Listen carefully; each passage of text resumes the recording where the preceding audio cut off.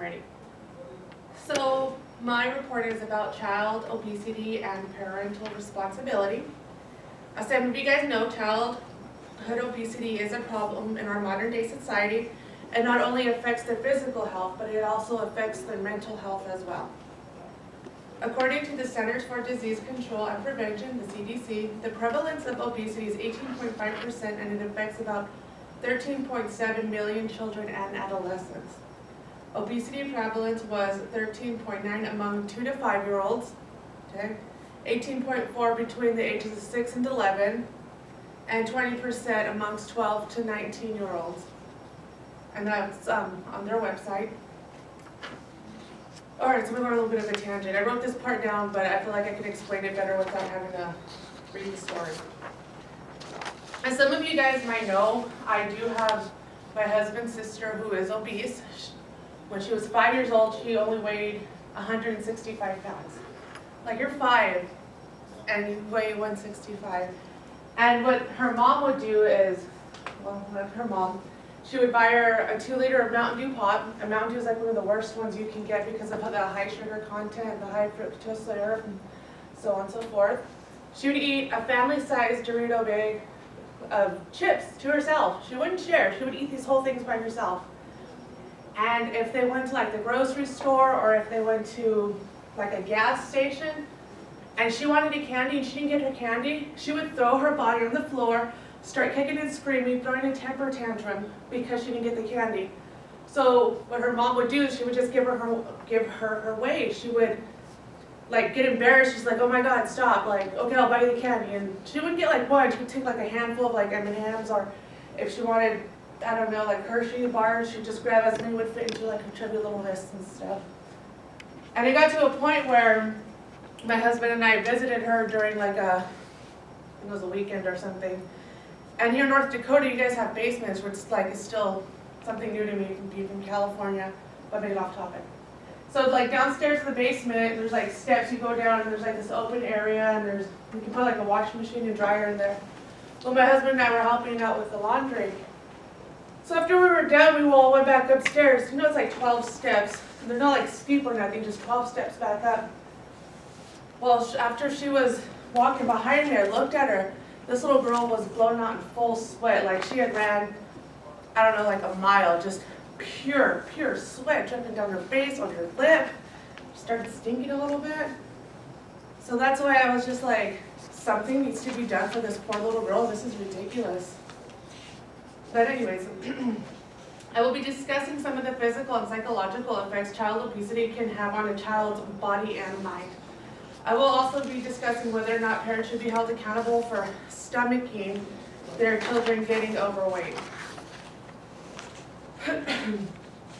Now, are parents doing enough to help their children, like, keep it under control? It's ultimately up to the parents to purchase the groceries for the family. The major influencers can be a dictator to what their family consumes by not taking the kids with them to go get groceries and not buying pop or candy or chips or anything that's considered processed. As well as fast food. It's not limited to just eating this stuff. There's just fast food involved, like McDonald's and Burger King and Taco Bell, and you guys have Taco John's here too, which is gross. But that's my opinion. So they can purchase healthier food for their family. I know what you're thinking, processed food is cheaper. It's cheaper to get some of this stuff. Like it's cheaper to buy a pop, a 2-liter pop for $1.25. But you can also get a gallon of water for only purified water at that for 89 or 90 cents at Walmart. So there are stipulations around it. And buying like 80-20 meat, like 80% meat and 20% fat, you can spend like $1.50 more and get like 90% meat and 10% fat, which is actually better because you don't get all that saturated fat in there.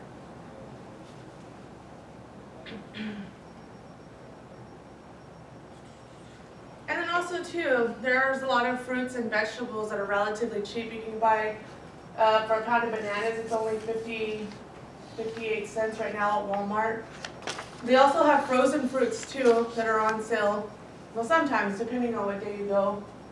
But there are healthier alternatives. I mean, like the eggs are good, but everything you want to do it in moderation. Substitute the pop for flavored water. Substitute, the canned sodas for, I don't even remember that name of the other drink. But there's other, sativa or something. There are healthier alternatives to deep frying your food and what have you. A solution that would work is a mandatory nutrition classes for parents, as well as physical involvement with the child that they're there when they help them lose weight. It would help both of them out, especially if the parents are overweight too. And actually, there's an evidence-based program here in Bismarck called the YMCA that assists children from the ages of 7 to 13 that have a 98% BMI index. And what this does is that it's going to help reduce the risk of diabetes. And according to their website, evidence shows that child weight management programs are more effective when the whole family is involved and committed to adapting to a healthier habit. Because the kids are going to be like, oh, well, it's so unfair. My sister gets to eat like whatever she wants, but why am I on this diet? So if the family participates as a whole, it makes it easier for everybody to adjust accordingly. Okay, so these are some of the health effects that are associated with childhood obesity. Now, according to the Mayo Clinic, which is the website, physical complications could be type 2 diabetes, metabolic syndrome, high cholesterol, high blood pressure, asthma, sleep apnea, non-alcoholic fatty liver disease, and bone fractures. Now, I'm not sure if you guys are completely familiar with what a lot of this stuff is, but to kind of break it down, type 2 diabetes is when your body can regulate the sugar that's intaked into your, Type 2 diabetes is when your body cannot regulate the sugar intake with insulin that is naturally produced in your liver. The metabolic syndrome is an accumulation of different metabolic diseases, so it would be like heart disease, diabetes, high blood sugar, high triglycerides, high HDL. So it's an accumulation of multiple things, not just one, but all of them together.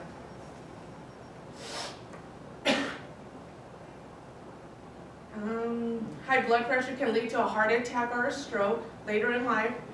Asthma is when you have a limited intake on how much oxygen goes into your body. Sleep apnea is when you stop breathing in your sleep. And non-alcoholic fatty liver disease is scarring on your liver and damage. And bone fractures are more common in obese children than they are in healthier children. Childhood obesity can have some long-term effects as well, psychological effects such as low self-esteem, depression, introverted, anxiety, and those traits can carry on to adulthood. So if you're like 8 years old and you're already feeling depressed and you're already feeling anxious and you don't want to be by nobody because everybody's going to get bullied or everybody's going to bully you, you don't want to be around, you want to just stay home, and then you end up becoming like an emotional eater, so then you're packing on extra pounds. So if that were to change right now, it would definitely be setting yourself up for a better future if you do the healthier stuff. Parents should be charged a fine. It should be required for parents to take nutrition classes and pay a fee that would go back into the nutrition programs. Set up meal preps and cook plans. I mean, obviously this is something that's ideal, but I know it can't always be that easy.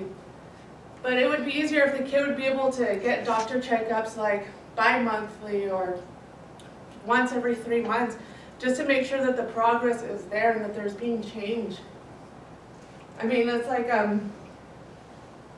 there's malnutrition charges that that parents deal with, like neglect. Like if you see a really skinny kid, you're gonna be like, oh my God, these parents are not feeding him. There needs to be something done. Same thing with obese children. Something needs to be done, not just letting it slide under the rug. And the YMCA does offer free programs and classes, and there's information on their websites that you guys can look up if you folks are interested. And I think parents should be held accountable because it is considered to be some type of medical neglect. If parents start taking control over what their children consume now, they will have healthier futures. They will reduce the risk of long-term physical and medical and psychological trauma that is associated with childhood obesity. There are things that need to be done in order to help our children's future. Parents are responsible for what goes on at home and should be active in their children's lives, especially at a young age. Parents are the major influences, and they can change their children's future. Thank you.